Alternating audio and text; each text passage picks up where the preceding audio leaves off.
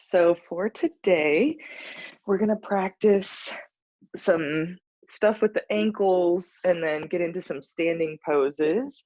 What you'll need is a strap, some blankets, some blocks, and if you're feeling quite stiff in forward bends or standing twists, then you might also need some wall space and potentially a chair.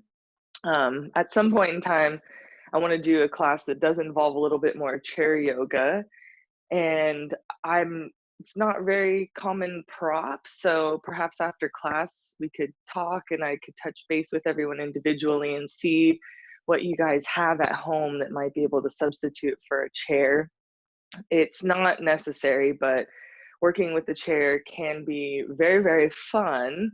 And you can also, it just helps kind of get you a little bit deeper into some poses that you might not be able to practice as long on our own. As soon as we start doing some standing twists, the truth of the matter is that it does take quite a bit of strength to hold the poses, and the chair can alleviate a bit of that strength and body weight so that you can practice the pose, move into the pose, and not feel like you're trying to catch your breath from being taxed.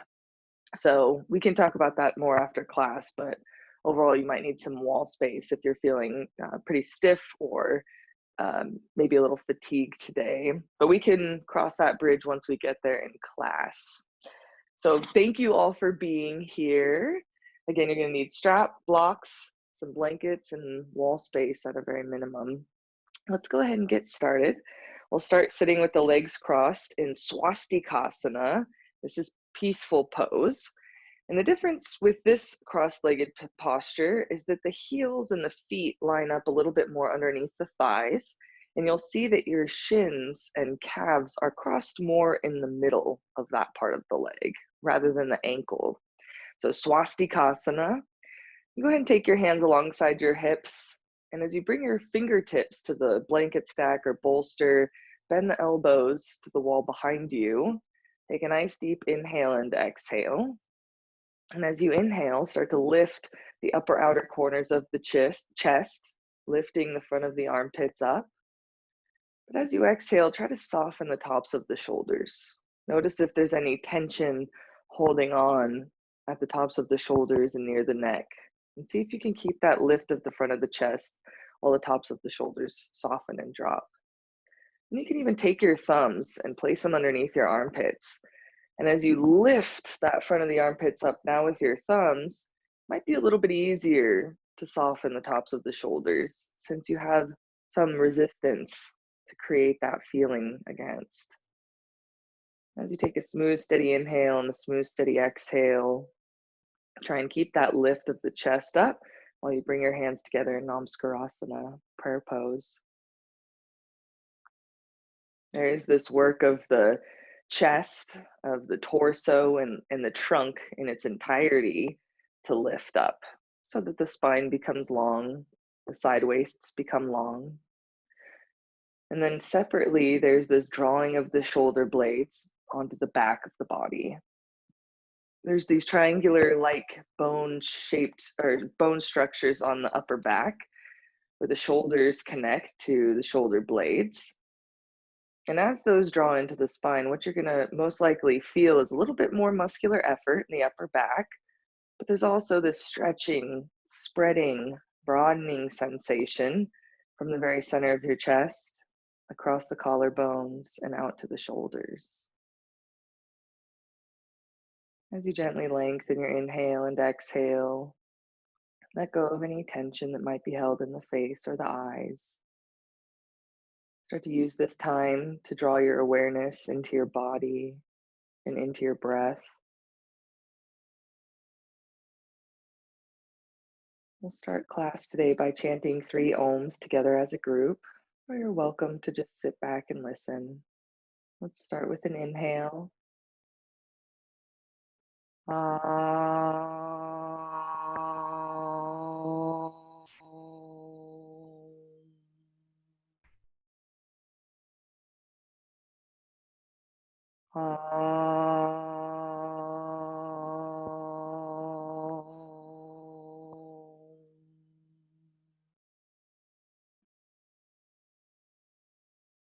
Notice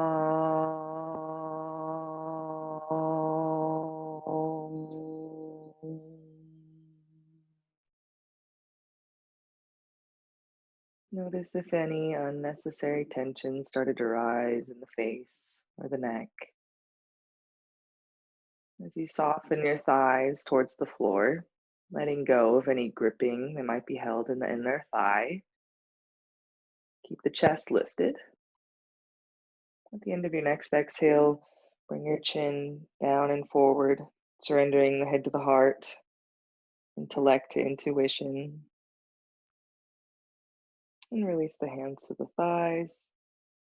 And slowly lift your head and open the eyes. Notice which leg is closest to you, and we'll switch the cross of the legs.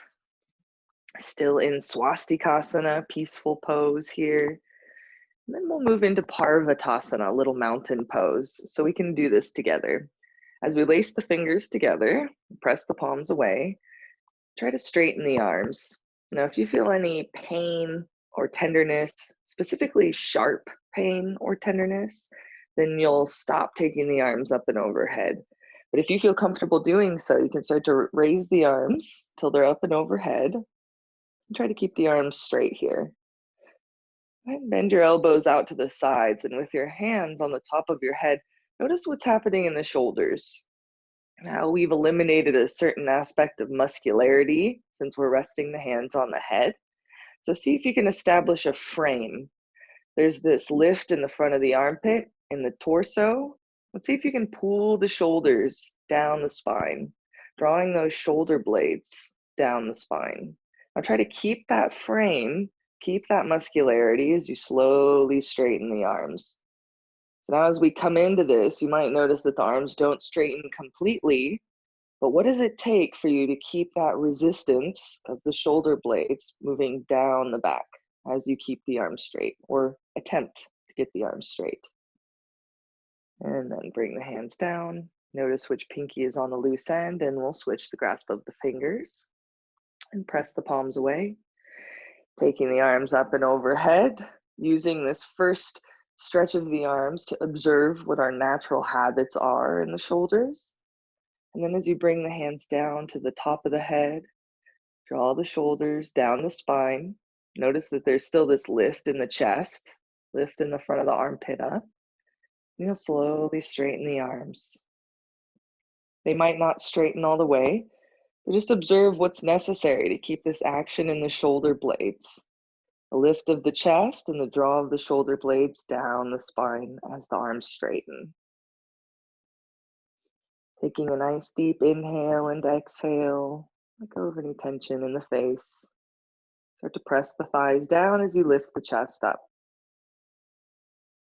And then bring the hands down, sitting up nice and tall. So what we're gonna do next is some ankle stretches. Really helps with the ankles and calves specifically. If you feel that you're not comfortable practicing that because of perhaps tension on the knees or mobility in the ankles, then you can actually stay in the seated posture, and we're working on flexing the feet and pointing the feet. And as you start to flex and point them, looking for that stretch in the calf. Then you'll also be able to lace your fingers into your toes, and we'll roll the ankles. So that's what we're doing. That's our variation if you don't feel stable or comfortable practicing what I'm about to demonstrate. So you can watch for a moment and then pick which one you would prefer to practice today.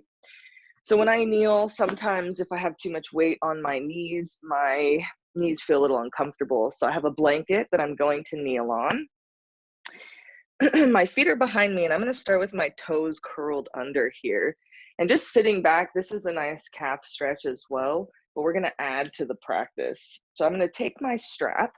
I'm going to start by placing it under my ankles. And then as it comes across my heels, I'm crossing the strap. So I've kind of created this bind, and I want it to be placed right around the rim, right around the edge of my heel here. And I'm going to pull my heels in tight together. I want to try and get my heels to touch the entire time as I sit back on the feet here. Then we'll come forward and point the feet back. I'm still trying to squeeze those heels in together. This is where you want the shin to be supported as well if you're using any support under your knees. and I'm squeezing the heels in towards each other as I sit back. So perhaps you eliminate the use of the strap, or maybe you practice that seated variation. Then we'll come back up, wrap the heels, and sit back with the toes curled under. So this is a sequence that we're going to go through just to get the ankles stretched out, get the feet a little bit more mobile today. And then from there, we can come up into Uttanasana, and we'll step back into Adho Mukha Svanasana, downward facing dog. So that's where we're headed. You can decide which variations would work best for you today, whether you're sitting and rolling the ankles, or perhaps you're kneeling and bringing the heels together as we sit on the heels with the toes curled under and then point the toes back. So you can decide what's best for you today. I'm going to start kneeling here on the blanket. I have my toes curled under and I'm leaning forward. As I lean forward, I can reach behind me, place the strap first underneath my ankles, and then I'm going to cross the strap behind me so that it crosses above the heels. I really have that strap on the rim of the heel, right where that heel turns from the bottom to the back of the heel. And then I'm pulling that strap tight. From there, we're going to sit back. Take a few breaths here. And as you press out through your inner heel, take a nice deep inhale and exhale. Try to soften any tension in the face or the shoulders as you do this. There's a little bit of activity in the feet. There's really a pressure through the inner heel, trying to stretch your inner heel back to the wall behind you. And then you can lean forward. We'll point the toes back, or you can switch feet if you're seated and doing ankle rolls. And before I put my weight on, I'm pulling that strap tight, trying to get the heels touching together. For me, my heels want to splay more in this variation, so I have to be pretty diligent to keep some nice tension on the strap there. I'm leaning back. I'm still trying to stretch through the inner heel, stretch through the inner foot. So take a few breaths here. Try to soften the face, soften the eyes. I know this one can be a little bit tough. And then we'll come forward and we'll do each one more time. So then leaning forward, so we can curl the toes under, tightening the strap so the heels are touching, and then leaning back. Taking a smooth, steady inhale, smooth, steady exhale. And if this is really intense and there's just too much pressure on the feet, you can always add some more height underneath your knees so that there's not as much weight moving back on the heels and the toes. Softening the face and the eyes. Notice if there's any tension in the shoulders. And then last side, last time, leaning forward, pointing the toes back, squeezing the heels in towards each other, and sitting back on the heels. As you gently lengthen your inhale and exhale, notice if you've lost any of that lift in the chest, in the front of the armpit. See if you can even roll the shoulders back to the wall behind you, down the spine, sitting up nice and tall. All right, very nice. And then coming forward, you can curl the toes under, bring your hands under the shoulders, and we're gonna lift the hips up into Uttanasana. So this is kind of like a short downward facing dog. You can walk your hands back if you'd like, but then walk your hands forward slightly. And you're gonna bend your knee into your chest on one leg. So I'm using my left leg now, knee into the chest, and I'm kind of doing this pumping action with my legs. As I bend my knee forward, my heel lifts off the floor, and as I bring that heel back down, I'm trying to stretch the heel, straighten the leg completely. You're gonna start to feel not only this ankle mobility come into play, but also a nice stretch in the back of the calf as you plant that heel down and press the legs straight. And so we're just doing a couple little heel pumps here in a short downward facing dog position. As you pump the heels up and down, really try and get that leg straight as soon as the heel is pressing on the floor. Notice how you can use that pressure of your heel on the floor to make the leg even straighter, to press that thigh back to the wall behind you. Very nice. And then we're going to move into a traditional downward facing dog. So you'll step your feet back even a little bit farther. Adho Mukha Svanasana. You press the hands down, lift the hips up. You press the heels down, lift the hips up high. And you can do the leg pump again. Knees bend, heels lift, and then as you press that thigh back, see if you can stretch the heel down to the floor.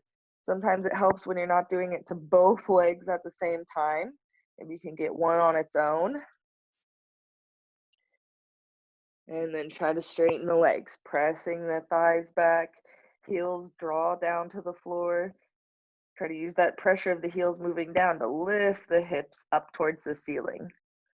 All right, and then come down to rest. You can take the knees wide, sit back on the heels, Adho Mukha Virasana, or come to a tabletop position just to rest for a moment.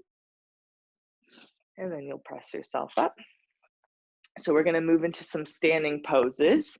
This is where some blocks or wall space are going to be helpful. I'm going to grab my blocks.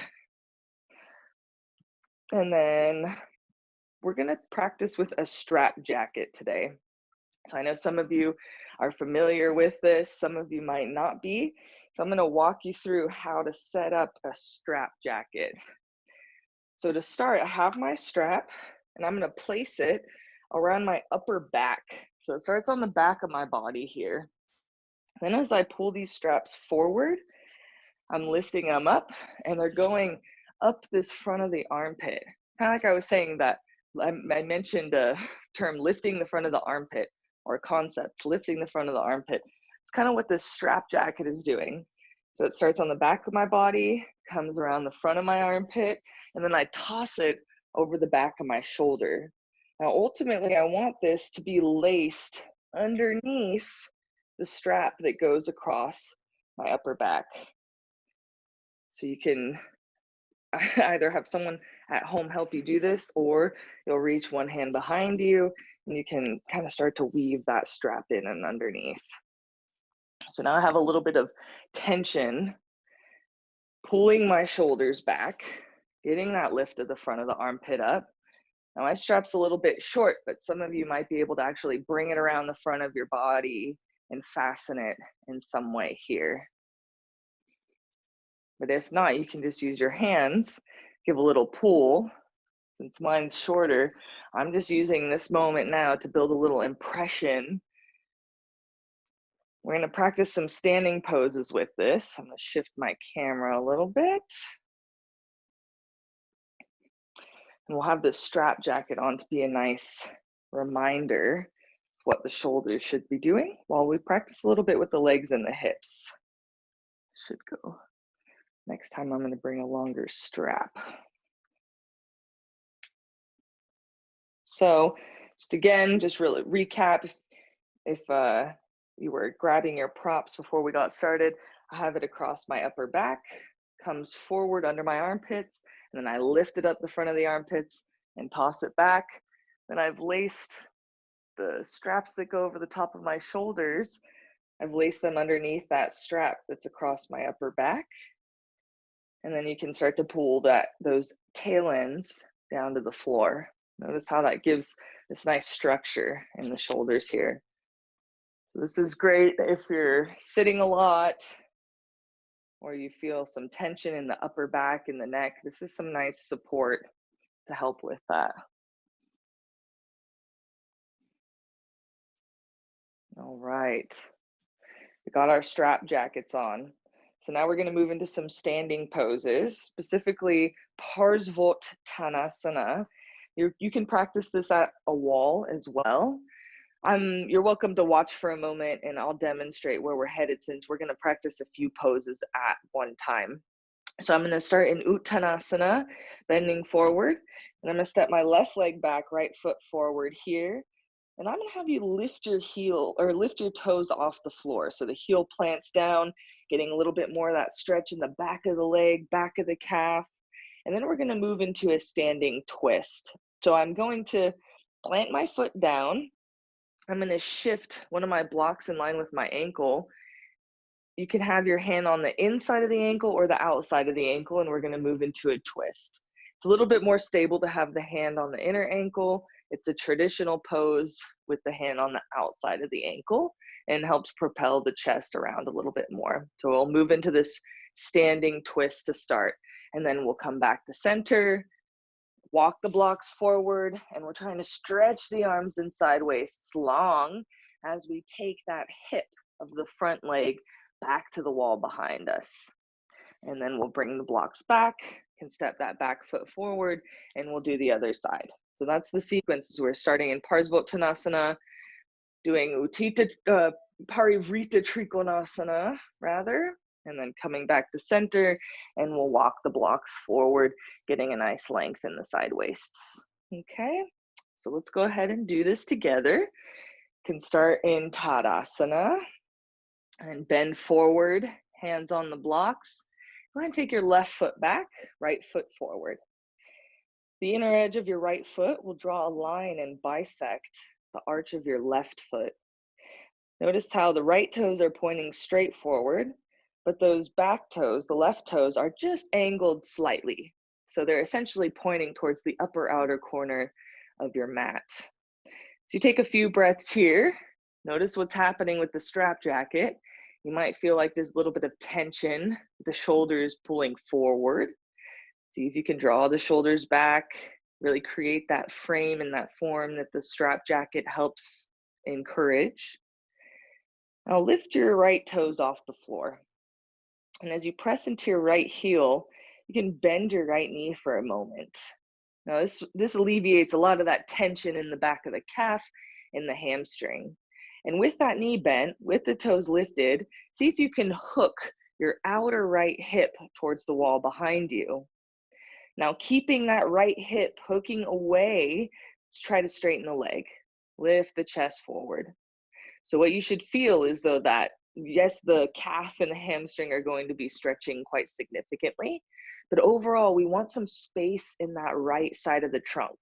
As you hook that right hip back and lift the right armpit forward, we're lengthening out that whole side waist on the right side. Taking a smooth, steady inhale, smooth, steady exhale. See if you can make the legs a little bit straighter. And then you'll plant that foot on the floor and we'll come into Parivrita Trikonasana. So you can bring your blocks in line with your ankle. You can start with your left hand along your inner ankle and then take your right hand to your hip. Parivrita Trikonasana here. Now, if you feel stable and you feel like you can get that hook of the outer hip down, that pressure of the feet together, see if you can try and squeeze the thighs together. Slide the feet towards each other here. So there's a little bit more muscularity in the action of the legs. Now, if you've practiced this before, you might even be able to take your left hand to the outside of your right ankle. You're welcome to try if you feel that that's appropriate for you today. Parivrita Trikonasana. Nice. And then you'll bring the right hand back down. Now you're going to keep the feet where they're at and just walk your blocks forward. Walk your hands forward. So now we have the side waist being long. Arms are straight forward. The legs have to be quite strong here to hook that outer right hip back. Stretching and lifting that side waist away from that hook of the right hip moving back. Notice what's happening in the legs. See if you can straighten the legs completely. And then you'll walk the blocks back towards yourself and step the feet together. So now we're in Uttanasana, feet together, hands on the blocks. We're going to move to the other side. So right foot back, about 3.5 feet. The inner edge of your left foot will draw a line and bisect the arch of the right foot. And those right toes are pointing towards the upper outer corner of the mat. This is Parsvottanasana. Take a moment and bend your left knee. Lift your toes up off the floor. So it's really your heel that's nailing down. Toes are lifted, left knee is bent. See if you can start to hook that outer left hip back to the wall behind you. You'll even feel some help with that action as you turn your inner right thigh back. So inner right thigh turns back as you hook that outer left hip away from you. And you're going to start to feel that the hips shift. That's usually what this action will manipulate. Even though we're working with the legs, it starts to affect the hips. So inner right thigh turns back, outer left hip hooks back as well. And see if you can start to straighten that left leg. Both legs, make both legs stick straight here. Parsvottanasana. And as you hook that outer left hip back, lift the left armpit forward. So you feel that whole left side of the body start to stretch and lengthen out. Now you can plant your left foot back down on the floor, but the actions are all still the same. Still want that outer left hip hooking back, inner right thigh turning back. And you'll bring your blocks in line with your ankles. You can start with your right hand on that inner ankle block. Left hand comes to the hip. My strap jacket is falling apart, but you should keep yours on. Left hand comes to the hip. Think about what that strap jacket is doing, drawing the shoulders back. And so now we have a little bit more focus on the legs. I've given you a lot of instruction to consider on the legs here. So we can use our strap jacket to just have the shoulder work in the back of our mind. We're really focusing on hooking that left hip back, turning the inner right thigh back. Think about nailing the heels down. And then you'll bring your hands down to the blocks. Walk your blocks forward. So the legs stay in the same position. We're just extending the side waists now, taking the arms forward. As you press your palms down, draw the shoulders onto the spine. So pressing the palms down, using that strap jacket to encourage the direction of your shoulders.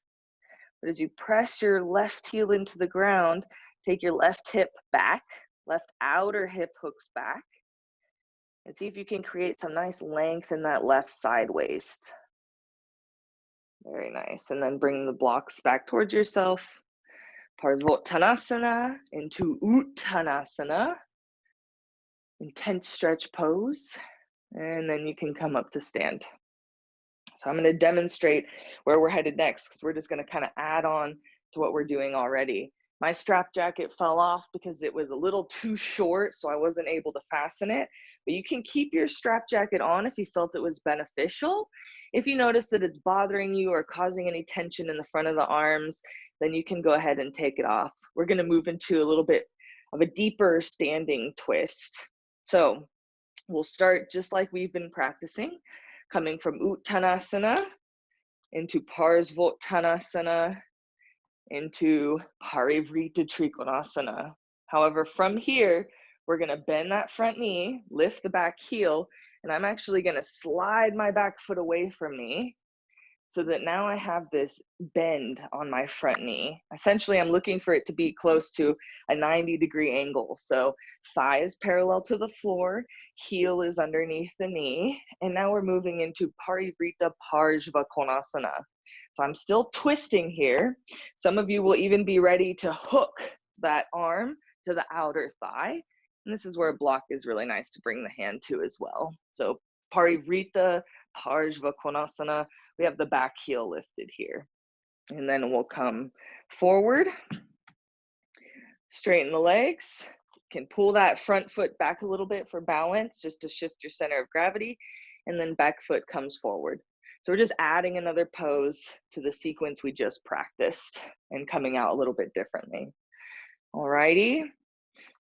So let's go ahead and do together, starting in Uttanasana. So feet together, hands on the blocks. Let's take the left foot back, right foot forward, about 3.5 feet of space from heel to heel. And think about what we've been practicing as you lift the right toes up off the floor, hook that outer right hip back to the wall behind you. Can you keep and maintain that pressure in your heel as you lightly bring your right foot down to the floor?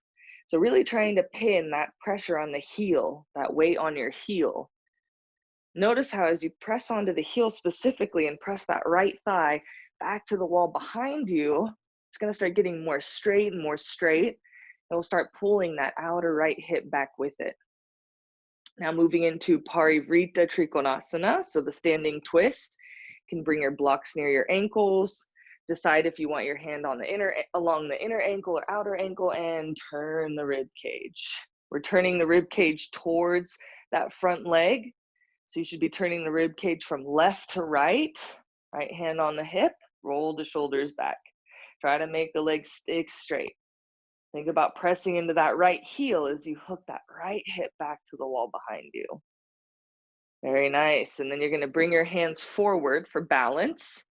You can bend your right knee and slide that left foot back. Heel comes off the floor. And so now you're in this low lunge kind of position to start here. Very nice. And you might even stay here if you feel that you're getting a lot out of this. This pose alone is a great one.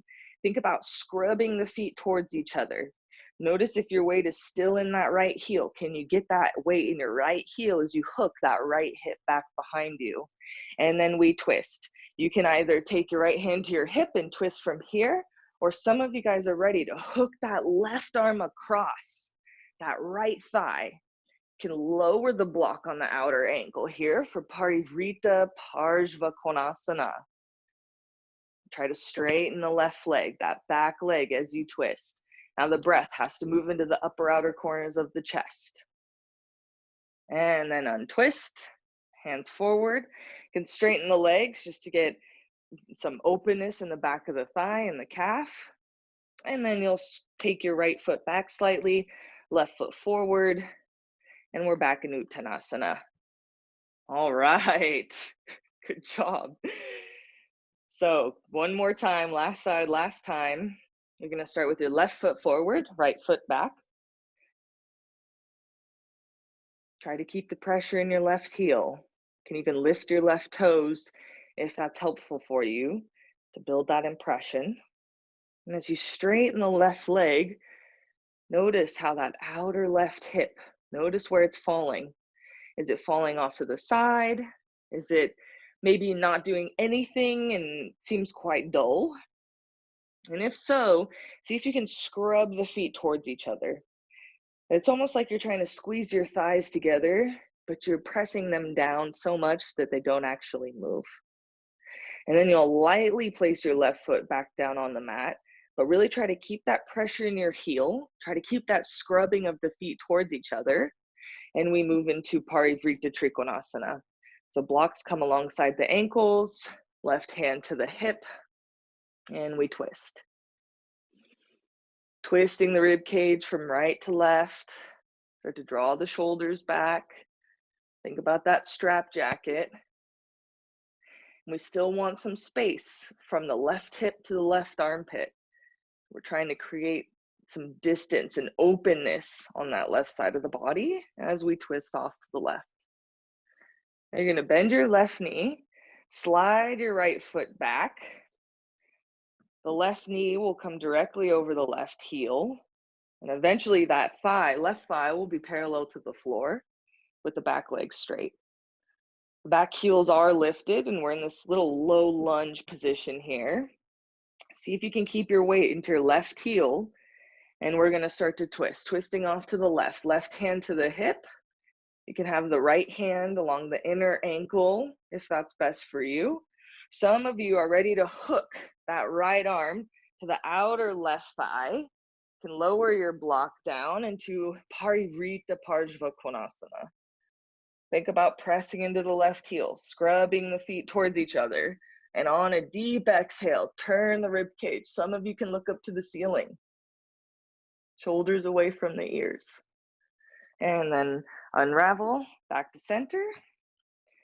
Can step your front foot back slightly and then reach the back foot forward. Uttanasana. Then shift your blocks off to the side for Adho Mukha Svanasana, downward facing dog.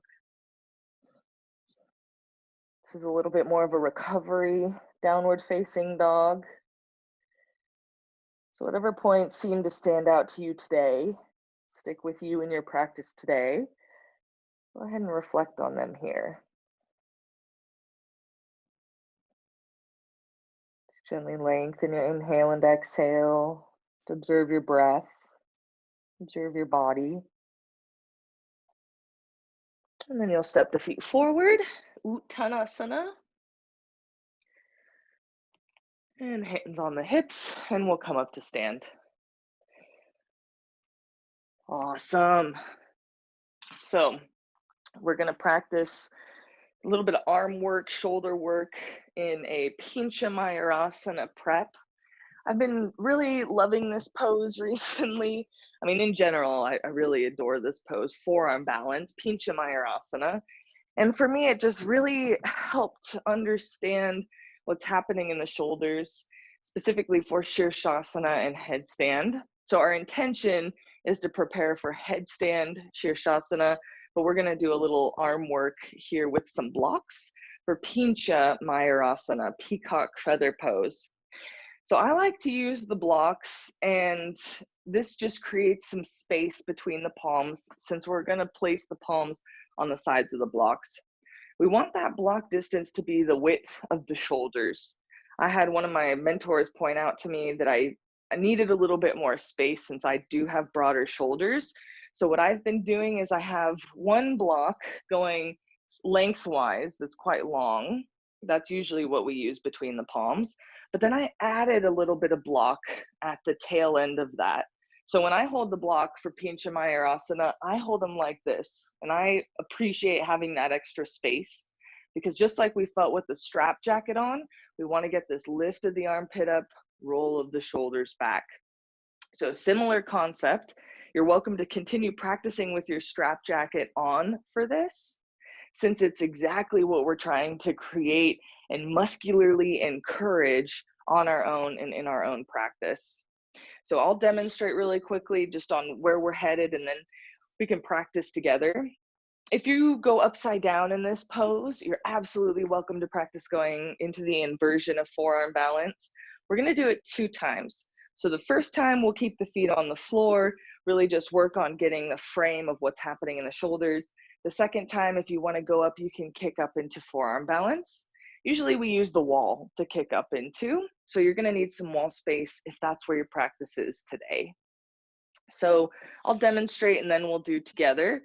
I'm really starting with my palms facing the blocks here, and I want the heel of my palm to be touching it. So it's okay if my fingers go off the edge of it. Elbows are in line with the wrists and the shoulders here. Outer wrists pinned down to the floor. Then I have to observe, what would that strap jacket be doing here? If you took it off, you'll have to use your memory and then use your imagination to really recreate that action. But if you have the strap jacket on, it will be beneficial since it's going to leave a little bit of an imprint for you to practice with. It creates a little bit of a frame for you to attempt to integrate into everything. And then from here, we're gonna just curl the toes under and lift the hips up. You can let the head hang if you notice that there's some significant tension in the neck or the upper back. But ultimately, we wanna get to a place of looking between the elbows. And then we'll come back down and we'll sit back on the feet and sit upright. And then that second time around, you're welcome to kick the legs up. So main concept here is we're wanting to get the lift of the front of the armpit up, roll of the top of the shoulders back. And you can think about this whole armpit joint actually lifting and rotating back to the wall behind you and onto the back of your body. So we want this whole joint of the arm to actually be rotating up in the front and back and down and back in the back of that shoulder. So that's what we want to think about when we come into this Pincha Mayurasana or forearm balance pose. So let's go ahead and do it. So forearms are on the floor, palms are on the sides of the blocks. Notice if your wrists and your elbows are in line with your shoulders. Then pin the outer wrist down to the floor. See if you can really start to make contact with that outer wrist as it touches the floor. Give a little gentle squeeze of the elbows in towards each other. And as you squeeze the elbows in, see if you can lift the front of your armpit up. Draw the top of your shoulders towards the ceiling. So the chest will dip down to the floor as that top of the shoulder lifts to the ceiling. And see if you can start to move the shoulders down the back. So here's that rotation I was talking about. Front of the armpit lifts, top of the shoulder rolls to the back of the body, back of the armpit rolls to the hips. So think about that circulation and that, I want to say circulizing.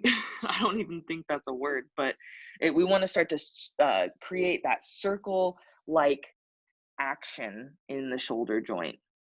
And then curl your toes under, lift the hips up. And then again, squeeze the elbows in, pin the outer wrist down. That's going to be your form. And see if you can start to roll and turn the front of the armpit to the top of the shoulder, down the back, creating that circle-like rotation in the shoulder joint. Now you can let your head hang as you do this. And as you press the outer wrist down, scrub the forearms forward, try to pump your chest towards your toes. As you scrub the forearms down, pump the chest towards the toes, try to look between your elbows. And then come down to rest. You can sit back on the heels. If you're practicing kicking up at the wall, and you can get ready to do that. Just so that I can talk more clearly, I'm going to practice here in the middle of the room and just take my hips up, but you're welcome to practice going into the inversion today.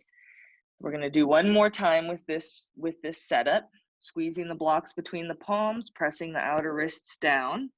So you squeeze the elbows in. Notice if that causes your upper back to round, or if you can use that muscularization to start to roll the shoulders down the back. And curl your toes under, lift the hips up.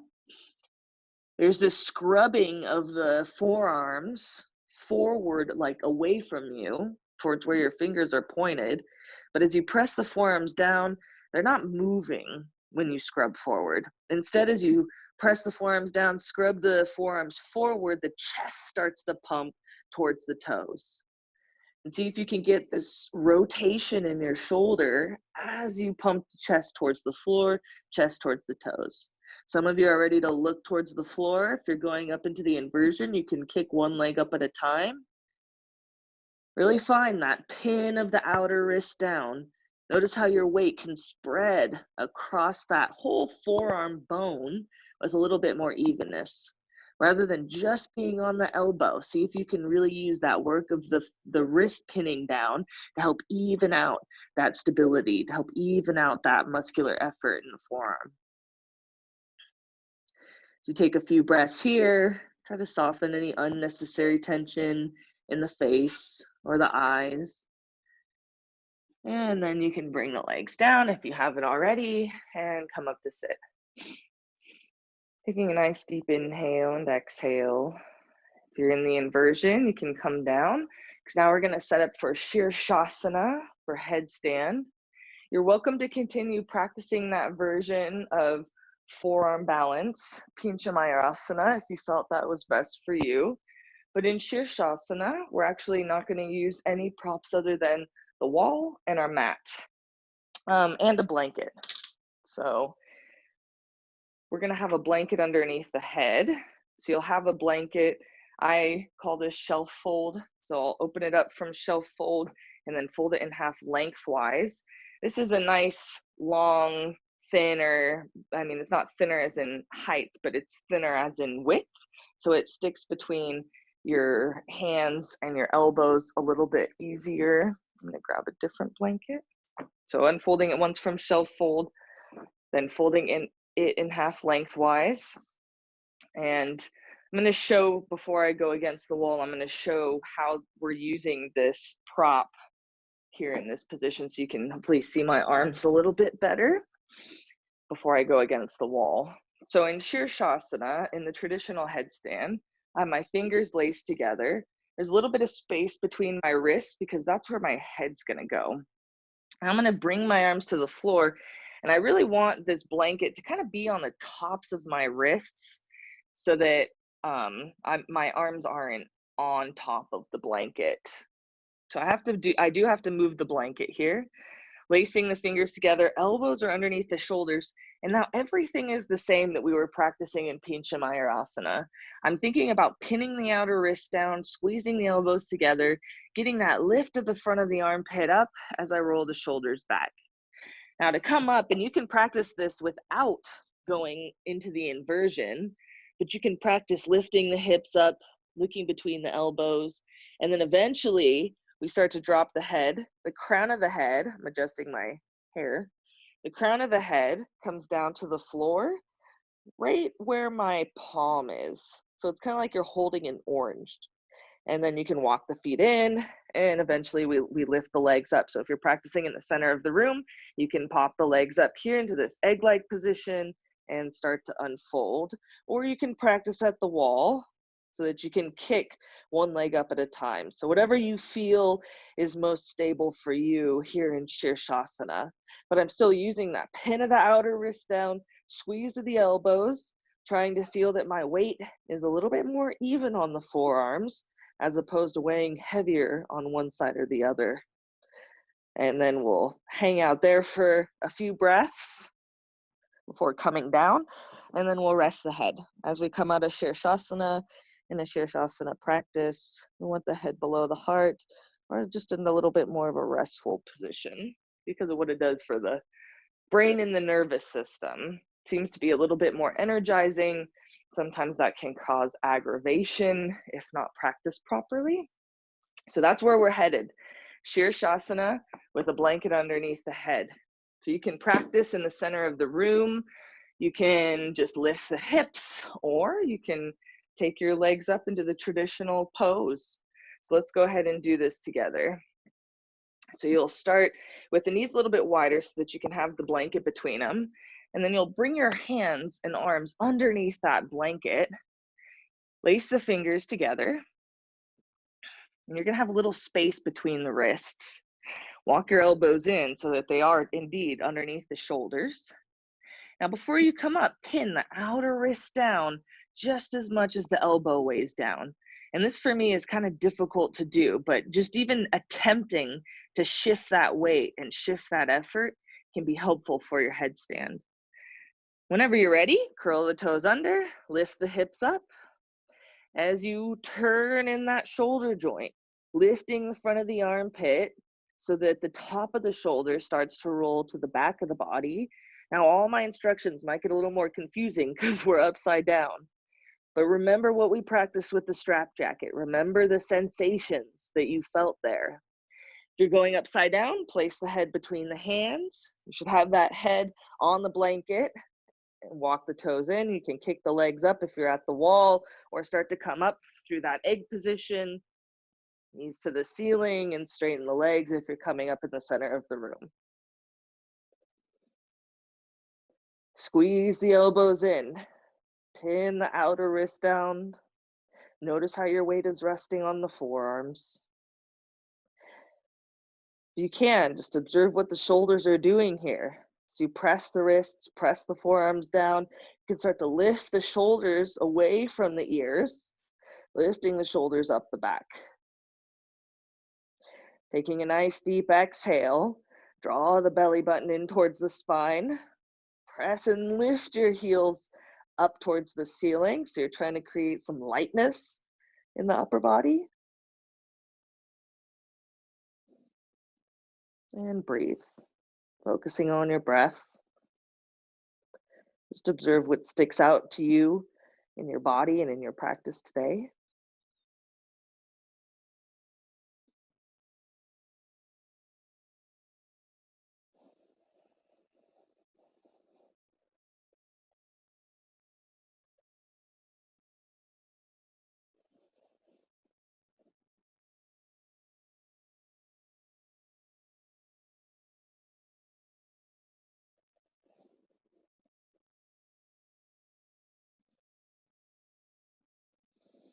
Just a few more breaths.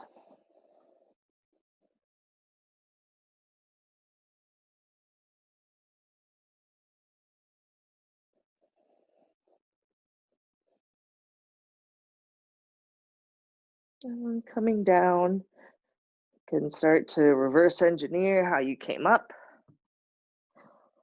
And rest with the head on the floor, child's pose.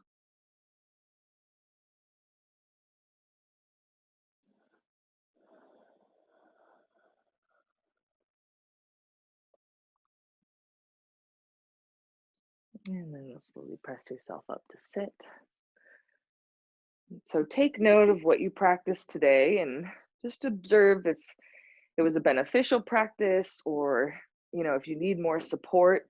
Headstand is one of those things that for me, it was a very frustrating pose to start practicing and getting into, because I felt really challenged. I felt like I couldn't just pop up into it. It wasn't easy for me. Shirshasana was one of the more difficult poses for me to practice. So really knowing how to progress your practice is very important if you're not to a point of being up in the full inversion. Number one, practicing what we did today with the forearms on the floor is great. And then eventually getting to the wall so you know what it feels like to be inverted. And you don't have to stay as long. If this is something that you don't practice, taking that initiative to really only practice as long as you feel is necessary for yourself. And then eventually we start moving into the center of the room and we practice that egg-like shape and position and really just try to hold ourselves in that. And so that really becomes the next step for getting into the center of the room. But if you have questions on Shirshasana outside of what we practiced today, then I'd be happy to talk to you about it and how to get there. So next we're gonna set up for shoulder stand, Salamba Sarvangasana. You can practice Setu Bandha, so to form a bridge pose with a block if you don't have all the props that you need for shoulder stand. So it's nice because you have less props that are necessary for Setu Bandha. However, you don't necessarily get up into that full inversion, which is great for respiratory issues, for immunity, for stress management, for headaches, for neck tension. So I would highly encourage you to look into getting some blankets so that you can practice shoulder stand at home. But if you just don't have the props today, then that's absolutely fine. We can get a lot of similar benefits from Setu Bandha or bridge pose. And now I'm going to shift my computer screen so you can see a little bit more of my setup here. So for shoulder stand, you would be using a couple of blankets, which will stack underneath the shoulders, and then maybe a bolster for underneath the hips. Really, it's nice to have that additional support, kind of like this, because when you come out and your head is hanging off, it puts less pressure on your neck when you bring your hips down to a bolster, as opposed to dropping your hips down to the floor. Sometimes it seems like that's a very common discomfort, is that the neck feels quite tense when we come out of the pose. So having a bolster near the ends of your blanket stack. We want these rolled edges of the blankets to be stacked since they're a little bit more firm, and that's where our shoulders are going to go. Now you can practice this in the center of the room if you've practiced this before, because we're also going to practice halasana or plow pose. Now, if you're not feeling very stable in shoulder stand in the center of the room, I love bringing my legs to the wall. This is probably my favorite version of shoulder stand right now, because for me, it's been a little bit more restorative. I can stay in it longer, but it's also a great way to learn how to hold yourself up in shoulder stand. So again, you can practice in the center of the room. We'll go into halasana, or you can set yourself up with your rolled edge about a foot to a foot and a half away from the wall. And you'll have your head on the floor and you're going to take your shins to the wall and then walk your legs up the wall. So I can show all of these variations. It's going to take a minute to go through them. So what I'm going to do is I'm going to actually take the time to show and demonstrate each of these variations. But if you know what you're ready to practice today, go ahead and go up into it so that you can have some time in that inversion. But again, I just want to clarify some points in case people are just not sure what's best for them to practice today. So first I'm going to start with Setu Bandha Sarvangasana to form a bridge pose. I have my knees bent, feet on the floor, and I'm going to lay down. I have my block within an arm's reach. From here, I'm going to hold on to the side edges of the mat, and I want to get that position of the shoulders, kind of like where I felt the strap jacket, that the shoulders move to the back of the body, that my chest is lifting up tall. Now, the cool thing about the mat is that it creates a sticky resistance where I can actually tuck my shoulders underneath me. Eventually, I'm trying to get the tops of my shoulders down to the floor. From here, I'm going to bring my feet in, lift my hips up, and again, tuck the shoulders underneath. This pose is Chatushpadasana, four-footed pose. But to come into Setu Bandha Sarvangasana, I can grab my block, and you can place it on the low setting, the medium setting, or the high setting. Ultimately, the block goes underneath the tailbone.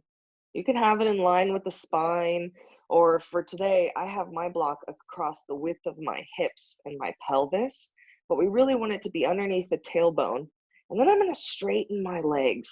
And this is where Chatushpadasana turns into Setu Bandha, is that I'm keeping this lift and charge of my chest, shoulders rolled back, but now my legs are straight.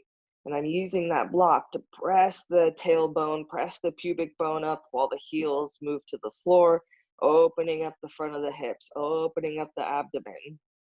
So this is Setu Bandha Sarvangasana. Lovely pose. And then coming out, heels come in, hips lift up. You'll remove the block and bring your hips down to the floor and rest here for a few breaths. So that's Setu Bandha.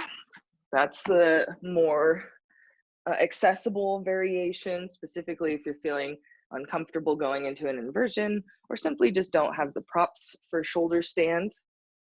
Now, the next one I would recommend for shoulder stand is using the wall. So I have my I have 4 blankets here stacked for my shoulders. Rolled edge is facing the wall, and then I have a bolster on the other side of that. Again, I have about a little over a block's distance between the wall and my blanket stack here. A strap is nice to use, although today it's not necessary.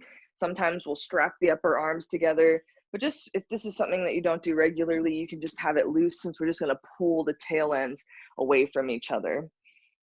So to come into this version, it takes a little bit of practice initially, but I have my head off the floor, shoulders on the blanket stack.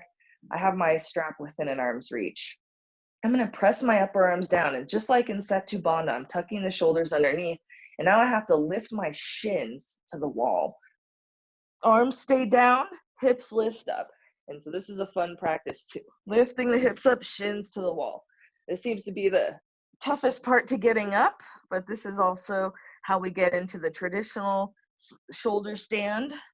And then I can adjust the shoulders if needed, grab onto the strap, pulling the tail ends away from each other to get that action and muscularity that the strap jacket would normally provide, and then legs up the wall. So this is great if you're not feeling balanced in the center of the room, or maybe never practiced, or just starting to learn how to come up into shoulder stand. This is a great option. And then you can even release the hands, resting them on the floor here. And to come down, shins come down, and we roll out. So that's a great option for practicing shoulder stand.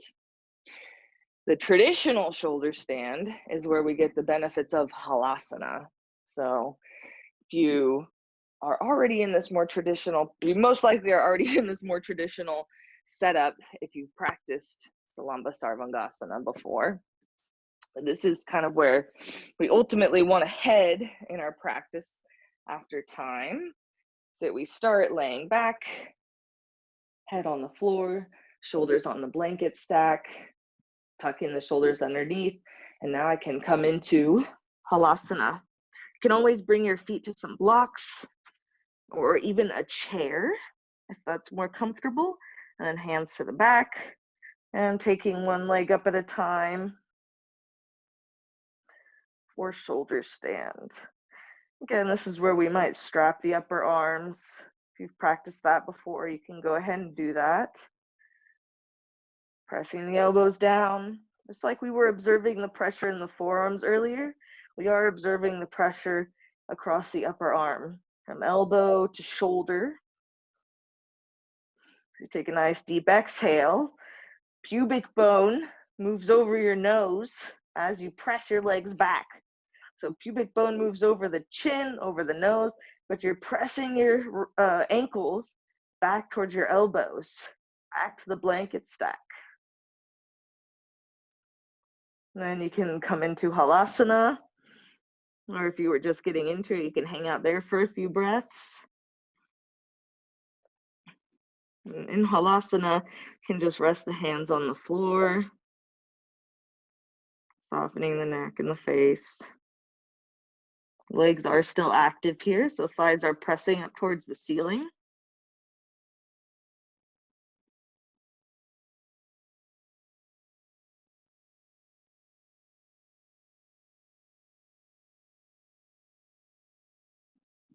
And then you can roll out. Taking a few breaths with the head hanging off the edge of the blanket stack. Here's where that bolster under the hips is quite nice. And if you're in the center of the room, you can start pressing your shoulders off the blanket stack. If you're in Setu Bandha and haven't removed the block yet, you can go ahead and remove the block. You can start to come out from the shoulder stand, practiced at the wall. And then come to a place where your spine is flat on the floor. Take your right arm up and overhead, roll to your side, and press yourself up. We'll set up for Shavasana. So you can have a folded blanket for underneath the head. If your legs are feeling fatigued or your hips are feeling achy, you can have a bolster underneath your knees. So in that position, we'll sit on the floor, bolster underneath the knees with the knees slightly bent to start. We'll lean back, elbows to the floor, and then laying flat on the floor. You'll adjust the blanket underneath your head so that it's supporting the neck and the head. The shoulders should be free from support. And then straighten the legs. Letting go of everything, everywhere. As you gently lengthen your inhale and exhale, tune into your body. Observe your body as an entire unit. See if you can sense the space that is your body.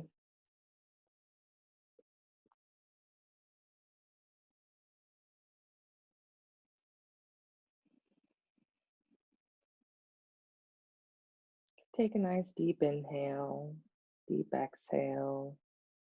Use your exhale to let go of everything, everywhere.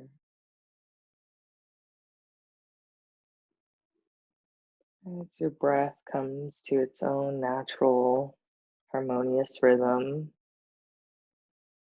just allow your mind to be the observer. Rather than trying to change, manipulate, or adjust anything, just allow your body, allow your breath to be.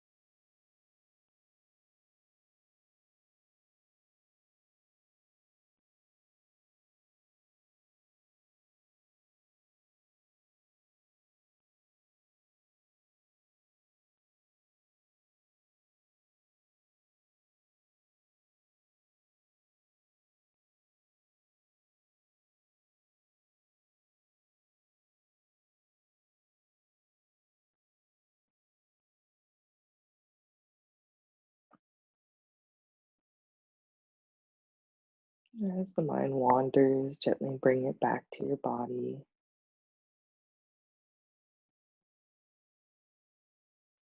Let go of any subconscious tension that might have risen.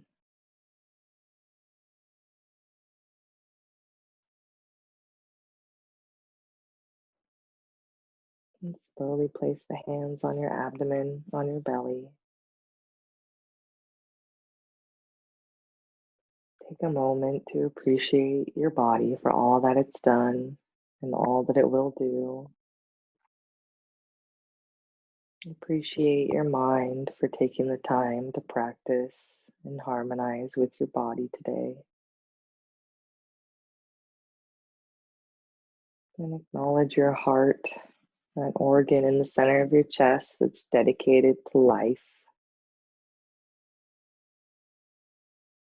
You can move slowly to come up. Start by bending the knees. And take your right arm up and overhead. And as you roll to your right side, rest your head on your upper arm. And feel free to take a few breaths here. Whenever you're ready, you can push yourself up into a comfortable seated posture. Feel free to use the props around you to sit comfortably.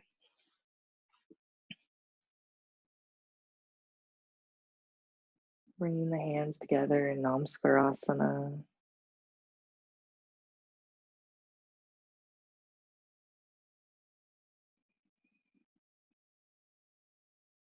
I appreciate you all for taking the time to practice yoga today. Thank you so much for joining me. Namaste. Well, thank you to everyone who tuned in today. I really appreciate this opportunity to practice with you.